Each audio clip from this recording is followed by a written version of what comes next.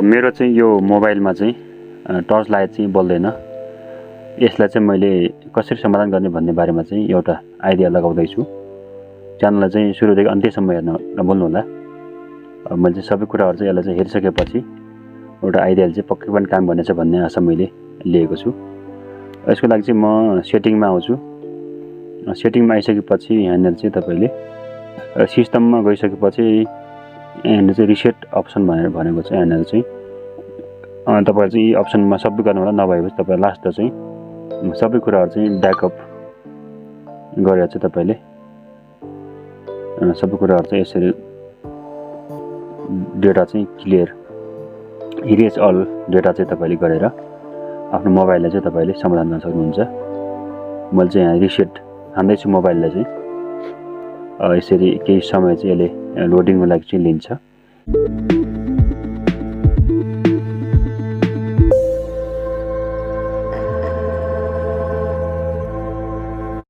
तपाई च्यानलमा नयाँ हुनुहुन्छ भने कृपया च्यानल चाहिँ सब्स्क्राइब गर्न चाहिँ नभुल्नु होला, किनकि हामी तपाईको माझमा यस्तो खाली भिडियो चाहिँ लिएर आइरहन्छ। यो चाहिँ केही समय यसले चाहिँ लिन्छ।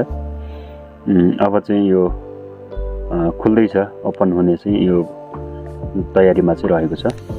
म चाहिँ यो सामान्य चाहिँ प्रोसेस चाहिँ यहाँ नेक्स्ट गर्दै आफूलाई यो चाहिँ यहाँ जुन बताए अनुसार चाहिँ तपाईले क्लिक गर्दै चाहिँ अगाडि बढ्नुहोस्।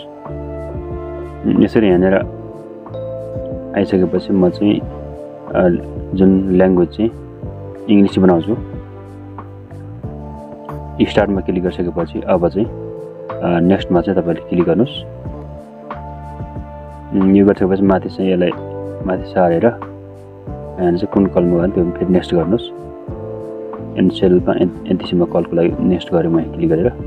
अब चाहिँ फेरि यहाँनिर अब तपाईँले स्किप गर्दा पनि हुन्छ माथि चाहिँ, अथवा तपाईँसँग चाहिँ अहिले चाहिँ कनेक्सनमा चाहिँ कुनै पनि नेटवर्क छ भने त्यसलाई चाहिँ गर्न सक्नुहुनेछ। म यहाँ स्किपमा गएँ। आइसकेपछि अब चाहिँ तपाईँले टर्म्स अफ युज भनेर भनेको छ, यसको चाहिँ पोलिसी यसले सबै माथि स्केल गरेर तपाईँ पढ्न पनि सक्नुहुन्छ। पढ्न लामो छ त्यही भएर यसले चाहिँ माथि सारेर अहिले चाहिँ तपाईँले चाहिँ माथि सारेर यसले सरस्वती हेरेर पढ्नुहोस्। पढ्दाखेरि झन् राम्रो हुन्छ। अथवा तपाईँ त्यो नभएपछि यहाँनिर क्लिक गरेर तपाईँले यहाँनिर चाहिँ माथि जुन त्यसमा चाहिँ एग्री चाहिँ गर्नुपर्ने हुन्छ। टिक लगाऊँ, टिक लगाएर अब नेक्स्ट गरौँ। त्यसपछि फेरि मोरमा क्लिक गरेर एक्सेप्टमा गरौँ। अब चाहिँ हामी लास्ट स्टेपमा चाहिँ हामी आएका छौँ। यहाँ स्किप इनवाइमा क्लिक गरेँ मैले। जुन मेरो मोबाइलमा चाहिँ लाइट चाहिँ बल्दैन थियो पहिले चाहिँ, मैले यसले चाहिँ कम्प्लिटली चाहिँ तपाईँको माझमा चाहिँ यस्तै समस्या आयो भने तपाईँले चाहिँ आफ्नो डेटा चाहिँ सबै ब्याकअप गरेर मोबाइल चाहिँ फर्मेट रिस्टोर गर्नुभयो भने तपाईँको चाहिँ समस्या समाधान हुनेछ। कहिलेकाहीँ चाहिँ मोबाइलमा चाहिँ हार्डवेयर सफ्टवेयरको समस्या आउनु गर्छ। यो चाहिँ सफ्टवेयरकै समस्या रहेको थियो। मैले चाहिँ यो चाहिँ समाधान गरिसकेको छु। पहिले मेरो मोबाइलको चाहिँ लाइट बल्दैन थियो, अहिले चाहिँ म यसरी यहाँनिर आइसक्यो। लाइटको चाहिँ यस्तो खालको चिन्ह देखाएको छ। म यसरी थिच्दाखेरि यसरी लाइट बल्छ। हेर्नुहोस्, पहिले चाहिँ लाइट यसै बल्दैन थियो, अहिले चाहिँ लाइट बलेको छ। यसको लागि चाहिँ मैले चाहिँ मोबाइलको सबै डेटा चाहिँ अर्को ब्याकअप गरेर यसलाई चाहिँ मैले फर्मेट हानेको थिएँ। फर्मेट हानिसकेपछि यसलाई चाहिँ मैले फेरि सबै सेटिङ सेटअप गर्दाखेरि यसको चाहिँ लाइट बल्ने भएको छ। तपाईँको माझमा पनि यस्तो खालको समस्याहरू भएपछि तपाईँ चाहिँ यो जुन आइडिया चाहिँ लगाउनु होला। यस्तो गर्नुभयो भने तपाईँको समस्या समाधान हुनेछ।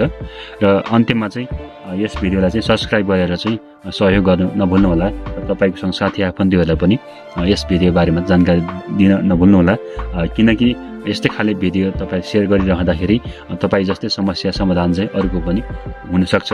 त्यसैले चाहिँ सेयर गर्न नभुल्नु होला भन्दै आजको यस भिडियोबाट म छुट्टिन्छु। नमस्ते।